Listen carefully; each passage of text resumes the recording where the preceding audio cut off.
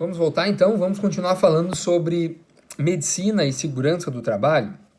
Aqui, pessoal, nós temos a seguinte situação.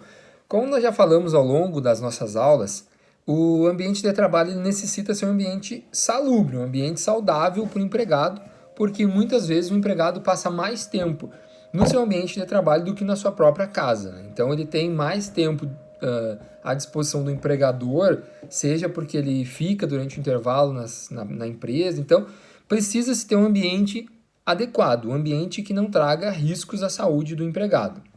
Para isso, como nós vimos, ao longo da história, o direito do trabalho foi se construindo como forma de defesa de uma proteção maior dessa dignidade da pessoa, do indivíduo, do ser humano. Em razão disso, se criou inúmeras normas protetivas ao empregado, buscando uma segurança, uma maior integridade no que tange a sua saúde e a sua vida. Nisso, nós podemos lançar a mão das convenções da OIT, da Organização Internacional do Trabalho, quando fala-se, então, no âmbito internacional, em que os estados se reúnem para criar normas de cunho internacional, que eles buscam que internamente os estados adotem esse tipo de orientação. Então, através de convenções da OIT, o Brasil é signatário em várias convenções. Desde 2004, com a Emenda Constitucional 45 de 2004, mudou-se o status das convenções. Quando ratificadas pelo Brasil, adota-se o seguinte entendimento: convenções que tratem sobre direitos humanos, que têm o quórum, ou seja, a aprovação lá no Congresso, foi as mesmas regras, mesmas formalidades de uma emenda constitucional, elas adquirem o status de uma norma constitucional. Estão lá no topo da pirâmide. Lembram que a gente falou? A pirâmide de Kelsen, lá em cima. Então, as convenções sobre direitos humanos que são aprovadas com o mesmo quórum de emenda constitucional estão lá no topo. Caso elas não sejam adotadas com o quórum de emenda constitucional, onde elas vão estar? Elas vão estar acima das leis, mas abaixo da Constituição. Elas têm um status de supralegalidade, ou seja, supralegal, acima das leis, mas infraconstitucional, abaixo da Constituição. De qualquer forma, ao se aplicar qualquer lei ordinária, lei complementar, deve-se fazer um controle de convencionalidade, ou seja, ao se criar uma lei, ao se aplicar uma lei, nós temos que saber se ela não fere uma convenção internacional envolvendo norma de direito de trabalho. No material que eu mandei para vocês, eu mandei inúmeras convenções que foram ratificadas pelo Brasil envolvendo regras de proteção a essa segurança e saúde do empregado. Eu posso citar para vocês ali, ó, a Convenção 121, que tratou sobre casos de acidente de trabalho. A Convenção lá 103, ampara a maternidade, ratificada pelo Brasil lá em 1966, já bem antiga, já há bastante tempo. Convenção 171, envolvendo a regulação do trabalho noturno, desde 1994, já ratificada pelo Brasil. Dentre outras, inúmeras outras, das quais o Brasil já ratificou, que envolvem proteção aos trabalhadores. Além disso, foi dado ao Poder Executivo, através de normas regulamentadoras, de portarias, criar regras do que tange a proteção do empregado, ou seja, ele cria regras pontuais, regras práticas de como o empregado devem agir no ambiente de trabalho para que evite situações de risco ou de danos ao empregado. Nós vamos ter daí as NRs.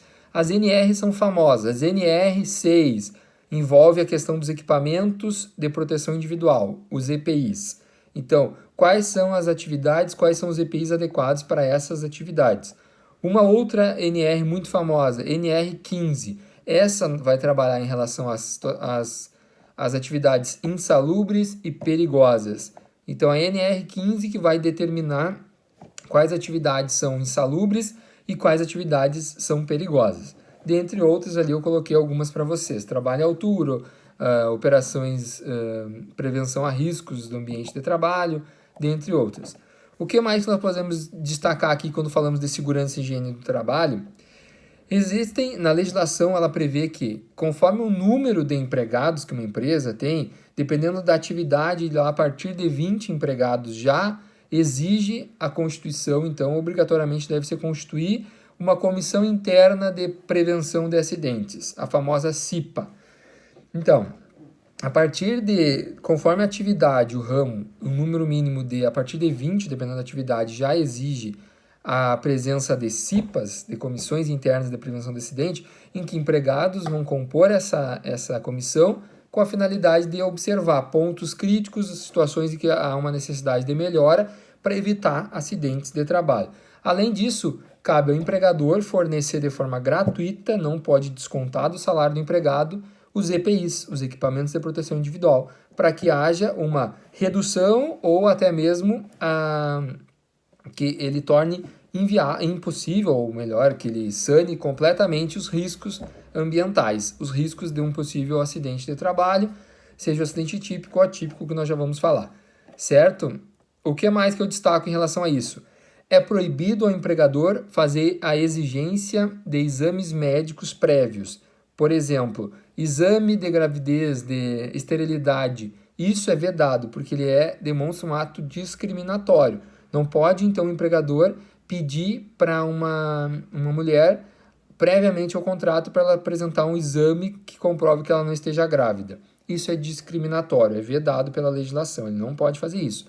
Aqui eu destaco, botei ali para vocês no material, risco das novas tecnologias.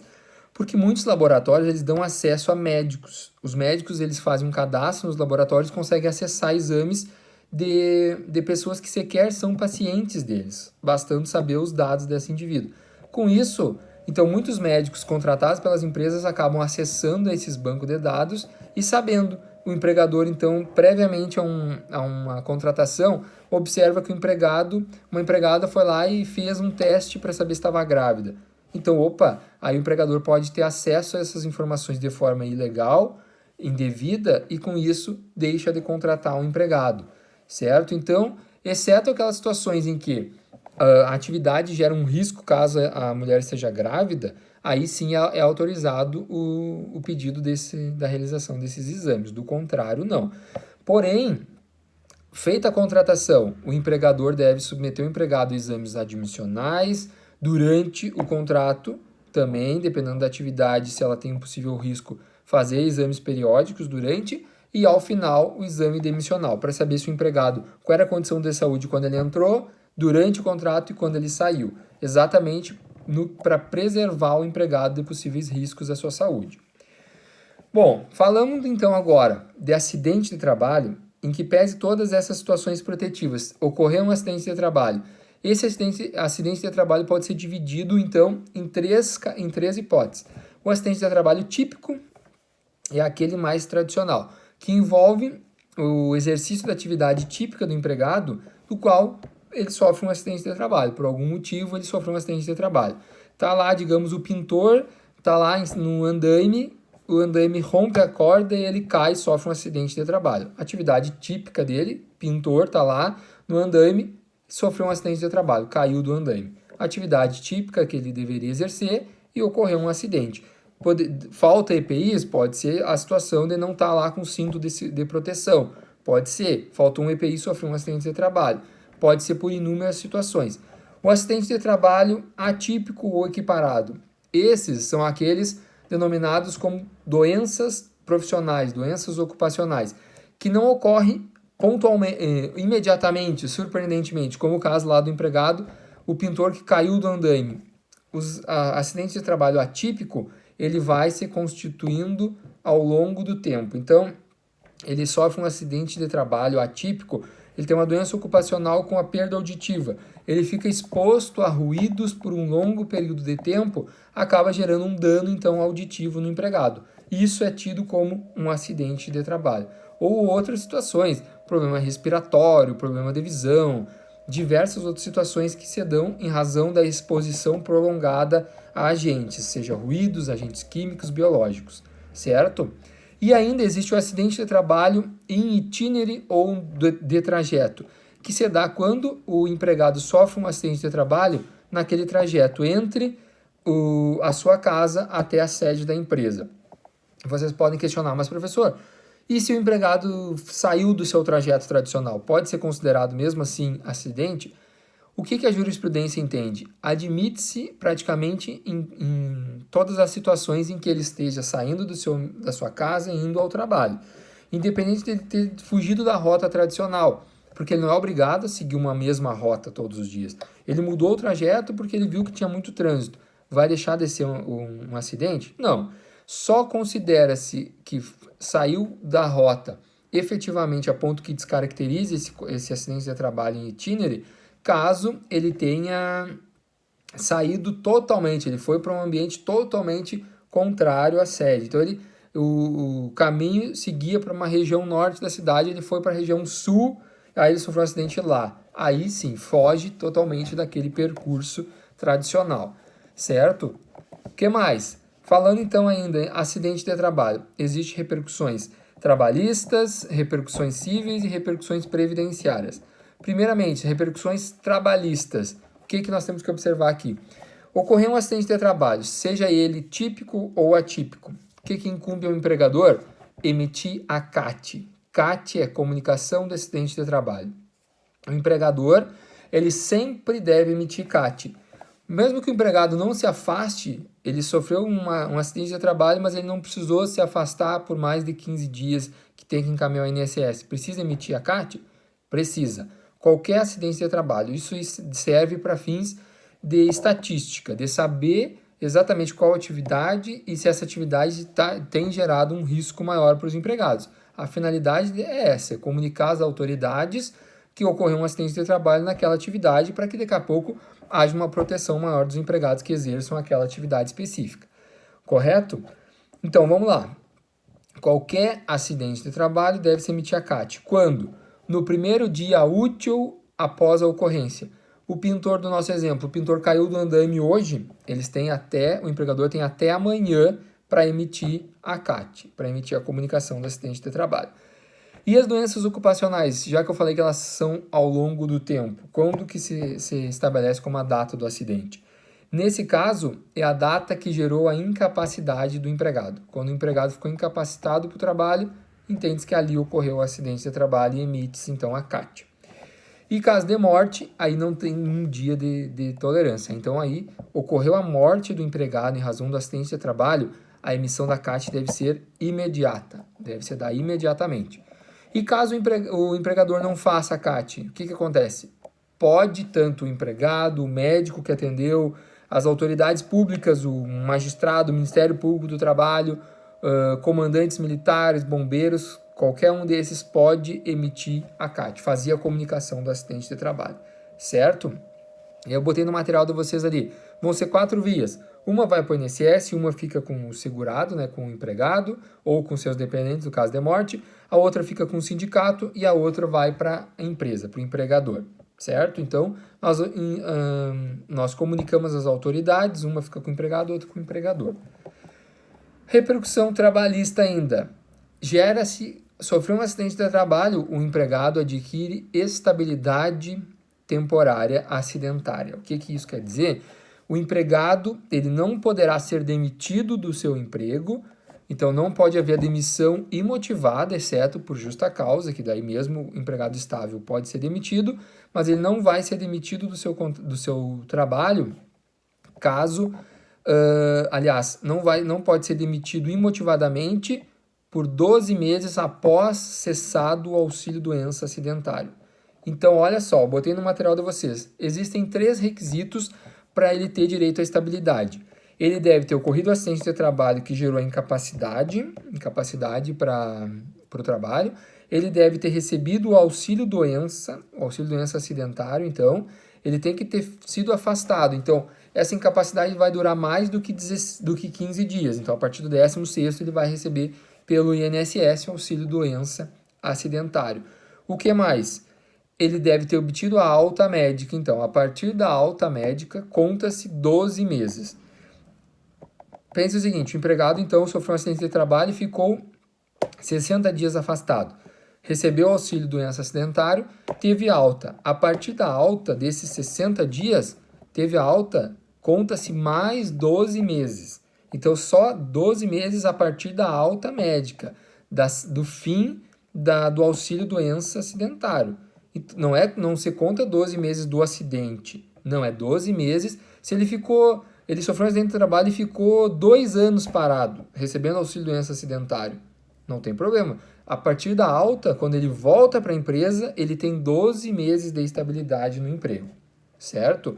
Então essa estabilidade é bem importante. Não pode o empregador demitir o empregado imotivadamente durante esse período de estabilidade, certo? E se for um contrato de experiência ou um contrato por prazo determinado, também adquire, sofre um acidente de trabalho, tem direito à estabilidade? Tem direito à estabilidade da mesma forma. O que não vai ocorrer, não vai prorrogar por prazo indeterminado. Por exemplo, o contrato de experiência lá, que tinha contrato de experiência por 3 meses. Ele sofreu um acidente de trabalho durante esse período. Ele ficou, então, afastado mais 6 meses, recebendo auxílio doença acidentário. Ele tem uma estabilidade, então, posterior. Transcorreu essa estabilidade, o contrato continua sendo por prazo determinado. Então, nós vamos contabilizar o final do contrato que faltava cumprir e pode ser encerrado, então, imotivadamente. Então, aqui não há surpresa, porque ele continua tendo caráter de contrato para o prazo determinado, certo? E qual a repercussão civil disso? Ou seja, o empregado que sofre acidente de trabalho, ele sofre lesões, sejam elas psicológicas, físicas ou estéticas, então pensem o seguinte, o nosso exemplo, o empregado, o pintor caiu do andaime, ele quebrou a perna, ele ficou abalado, então ele ficou um grande período de tempo afastado, ele entrou em depressão, ele sofreu um dano à sua esfera moral. Além disso, um dano físico, pelo fato de ele ter quebrado a perna. Ele pode ainda sofrer um dano estético. Digamos que ele tenha sofrido uma fratura muito grave, da qual ele ficou com umas cicatrizes aparentes e cicatrizes que gerem um estresse nele. Ele é algo que para ele é ofensivo à sua imagem, aquela cicatriz muito feia. Nesse caso, ele tem direito ao dano, a uma reparação dos danos morais, estéticos e materiais. Em razão de ele ter quebrado, ele teve todo um prejuízo, ele tem direito a ser ressarcido por esses prejuízos que ele teve. Ele teve que comprar medicamentos, ele comprou muleta, tudo isso vai ser ressarcido também, certo? Então aqui nós vamos ter, eu botei ele no material, se vocês observarem, o dano, para poder ter direito a uma indenização. O dano pode ser tanto material, moral, estético, como eu falei, qualquer uma dessas situações. Teve o dano, teve então o ato ilícito ou abusivo, ou seja, existia um risco do qual o empregador não cumpriu com a sua incumbência, ele não forneceu EPI, ele não deu treinamento, então houve uma certa negligência por parte do empregador. O que mais? O nexo causal. Então, ele sofreu o acidente em razão do exercício daquela atividade da qual deveria ser melhor regulada pelo empregado, ter um treinamento, de garantir EPIs, e não foi. Ele teve um dano e o nexo causal se dá em razão daquela atividade. Ele sofreu em razão de não ter, ele sofreu um dano em razão de não estar usando EPIs, por exemplo. Não estava usando cinto de segurança, o nosso exemplo lá, o pintor caiu do andaime. Há um ato direto de negligência do empregador ao não fornecer o EPI. O fato de ele não usar EPI gerou um dano. Isso é o nexo causal. Não usou EPI, gerou dano, é um nexo causal que garante o direito a uma indenização. Olha só, a reforma trabalhista, falando em indenização então, no que tange acidente de trabalho.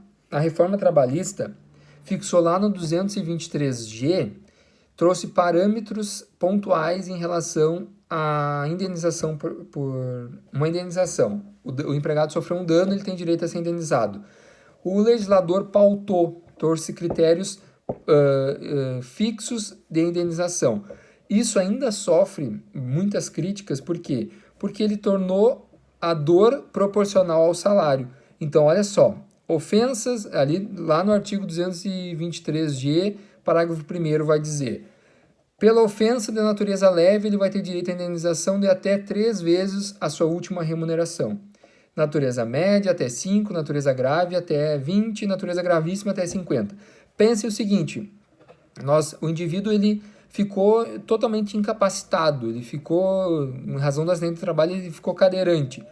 A dor do indivíduo que ganhava um salário mínimo é menor do que a dor do indivíduo que ganhava 5, para o legislador essa é a crítica. Porque o indivíduo, os dois estão na mesma situação, os dois ficaram cadeirantes, não perderam os movimentos dos membros inferiores. A dor de ambos, ela se assemelha, dá para entender a dor tanto do indivíduo que ganhava um salário mínimo quanto que ganhava 5, 10 mil. Porém, o legislador entendeu que esse que ganhava mais vai ter direito a uma indenização maior do que aquele que ganhava menos. A justificativa é o quê? É para não gerar também, em relação ao empregador, um dano muito grande às suas finanças, porque daqui a pouco o indivíduo ele ganhava um salário mínimo e daí é condenado a receber uma indenização de 200 mil, o que para o empregador, que era uma empresa pequena, acaba tornando inviável a manutenção da atividade. O que mais? A repercussão previdenciária. O empregado que sofre acidente de trabalho tem direito ao auxílio-doença acidentário. O auxílio-doença acidentário ele é um auxílio-doença, porém, em razão da origem do dano ser um acidente de trabalho, tem esse nome, auxílio-doença acidentário. A partir do 16º dia, ele passa a receber esse auxílio-doença acidentário. Então, ele vai encaminhar, quem vai pagar o INSS, como a gente falou lá nas hipóteses de suspensão. Nós vamos ter, então, o afastamento do empregado das suas atividades e quem paga é o empregador, certo? O empregador, por sua vez, continua pagando o FGTS durante esse período. Ele tem contabilizado o tempo de serviço durante esse período. Auxílio-doença acidentário. Outra situação, o auxílio-acidente. Tem uma diferença. O auxílio-doença acidentário é o período enquanto ele está incapacitado. Ele não consegue trabalhar, ele recebe o auxílio-doença acidentário. O auxílio-acidente, ou auxílio acidentário, ele é pago depois. Recebia o auxílio-doença acidentário, ele teve alta, ou seja, ele não está mais doente, porém, ele ficou com uma incapacidade parcial. Pense o seguinte, ele sofreu um acidente de trabalho, ele sofreu fraturas e teve que amputar um braço. Ele ficou afastado durante toda a recuperação, recebendo auxílio-doença acidentário. Porém, ele teve alta, cicatrizou a lesão, ele pode voltar a ter uma vida. Porém, é inevitável que ele teve uma redução, ele perdeu um membro. Diante disso, o INSS paga para esse empregado auxílio-acidente, ou seja, o auxílio acidentário. Ele recebe um valor indenizatório proporcional à perda da sua capacidade. Ele perdeu um braço, digamos, ele passa a receber meio salário mínimo, 70% do salário mínimo em razão disso. Aí é proporcional, o INSS faz essa apuração, esse cálculo. Ele recebe esse valor durante o período em que ele está na ativa. Quando ele se aposentar, ele deixa de receber o auxílio-acidente. Então, enquanto ele estiver na ativa, ele volta a ter as atividades profissionais, ele volta a exercer uma atividade profissional, ele pode ter salário, ele vai ter todos os direitos normalmente. Porém, em razão dessa redução da capacidade, o que pode limitar ele para algumas atividades, no nosso exemplo é bem claro, ele recebe um complemento para eventual perda do direito de eventuais salário que ele teria caso ele tivesse a capacidade plena. Entenderam? O auxílio-doença acidentário é inicial, enquanto ele está doente. Sanou, a doença se estabilizou, ele curou lá as lesões, ele está estável. Ele pode voltar a trabalhar, porém ele teve a sua capacidade laboral reduzida. A capacidade para trabalhar ficou reduzida, ele recebe uma indenização compensatória por essa incapacidade parcial. E por fim, existe ainda a aposentadoria por invalidez. A aposentadoria por invalidez é quando há uma lesão permanente. Então, lá, recebeu o auxílio-doença acidentário e a doença sanou. Ou seja, ele teve uma estabilidade, porém, essa situação estável, ela ainda continua deixando ele incapaz para o trabalho, para qualquer atividade. Ele ficou incapaz para qualquer atividade. Nesse caso, ele vai receber aposentadoria por invalidez, que ela é temporária enquanto durar essa incapacidade, e ela deve ser absoluta. Durante esse período, diferente do auxílio-acidente, em que ele pode continuar trabalhando, na aposentadoria por invalidez, o empregado ele não pode exercer nenhuma atividade remuneratória. Ele não pode fazer nenhum trabalho, senão ele perde essa aposentadoria por invalidez, já que ela é paga apenas para aqueles empregados dos quais sofreram um acidente ou uma doença que incapacite ele totalmente. Ele não pode mais trabalhar, ainda que seja temporário, né, como é a característica da aposentadoria por invalidez, e que lá, passado algum tempo, ele possa retornar a ter a sua capacidade. Ainda fala-se muito adicional de 25% para custear um acompanhante. Na hipótese de ter uma aposentadoria por invalidez e que esse empregado necessite do auxílio de alguém, de uma pessoa permanentemente, ele recebe um adicional de 25% a mais do que o valor calculado para fins de aposentadoria por invalidez para custear esse auxílio de uma terceira pessoa. E existe ainda a pensão por morte. A mesma situação, o empregado ele vem a falecer, quem vai receber são os seus dependentes, então cônjuge, filhos ou outros dependentes declarados. Na hipótese, então, do empregado acabar falecendo por um acidente de trabalho, os seus dependentes recebem pensão por morte, paga também pelo INSS. Destaque: auxílio doença acidentário, auxílio acidente ou até mesmo aposentadoria por invalidez em decorrência do acidente de trabalho não tem estabilidade. O empregado, ou melhor, não tem período de carência. O empregado pode ter começado a trabalhar há 30 dias, sofreu um acidente de trabalho gravíssimo que tornou ele incapaz para o trabalho. Ele tem direito a receber aposentadoria pelo prazo que for, pode ser até pelo fim da sua vida, certo? E um último destaque que eu faço para vocês, existe a reabilitação profissional e pessoal, que é feito pelo INSS quando um empregado sofre um acidente de trabalho e tem uma incapacidade parcial, por exemplo. O INSS ele promove a sua reabilitação. Pensa em um indivíduo lá, perdeu o braço, ele era pintor, do nosso exemplo, ele sabe fazer essa atividade. Ele não sabe trabalhar como um auxiliar de escritório.